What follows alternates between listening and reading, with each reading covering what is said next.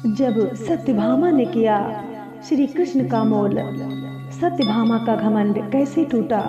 द्वारका महल में श्री कृष्ण जी जितने भी दिन थे वहाँ उनसे सभी प्रेम करते थे। जहाँ भी रहते थे सभी लोग उनकी सेवा में लगे रहते थे।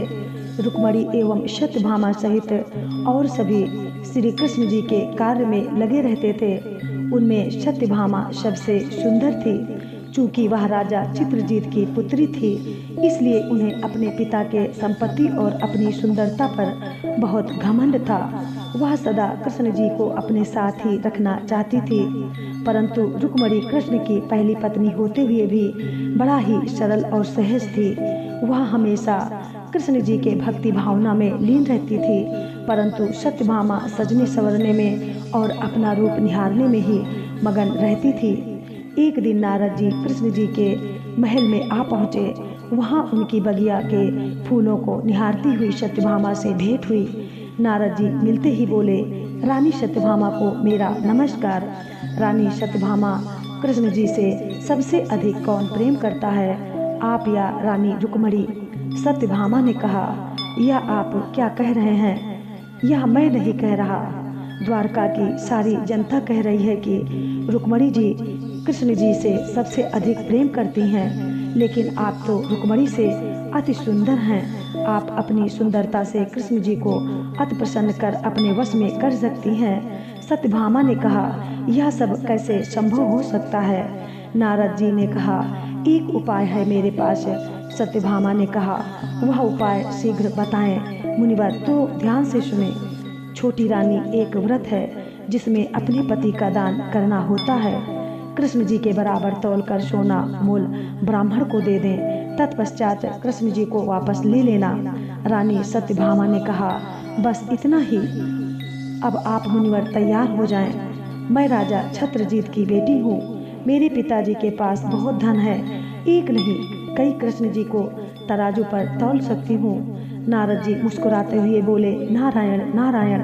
नारद जी मुस्कुराते हुए खड़े होकर देखने लगे। सत्यभामा एक नई नवेली दुल्हन जैसे सजकर तैयार हो गई।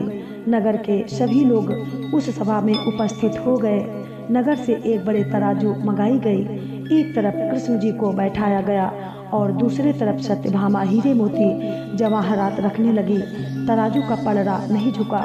फिर दासी से ढेरों अंदर से जवाहरात, हीरे मोती, सोना चांदी मंगवाती गई और रखती गई। फिर भी कृष्ण जी जिस पलड़े पर बैठे थे टस से मस नहीं हुआ। अंत में सत्यभामा ने अपने शरीर का जेवर भी पलड़े पर रख दिया। फिर भी कृष्ण जी जिस पलड़े पर बैठे थे वह बराबर नहीं हुआ। कृष्ण जी के बराबर तौलकर सोना ब्राह्मण को यानी नारद जी को नहीं दे सकी। यह देखकर नारद जी बोले, हे देवी, अगर मुझे कृष्ण जी के बराबर धन नहीं मिला तो मैं आपके पति को बाजार में नीलाम कर दूंगा, यानी कि मैं कृष्ण जी को बाजार में बेच दूंगा। तब सत्यभामा आश्चर्यचकित होकर बोली, कुछ धोखा है राम दुहाई, इतने भारी नहीं कन्हाई। नारद जी कहते हैं, यह आपका सोना चांदी जवाहरात सब नकली है, हमारा कृष्ण असली है। उसके बाद नारद जी कृष्ण जी को बाजार में नीलाम करने के लिए लेकर जाने लगते हैं।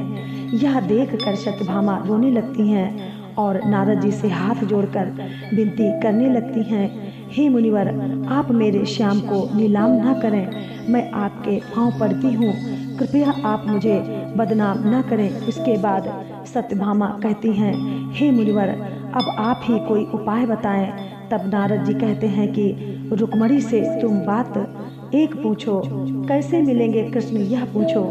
सत्यभामा रुक्मणी के पास जाती है और कहती हैं, रुक्मणी दीदी, मुझे क्षमा कर दो और कोई भी उपाय करके मुझे मेरा कृष्ण जी वापस चाहिए, कृपया मेरे साथ चलो।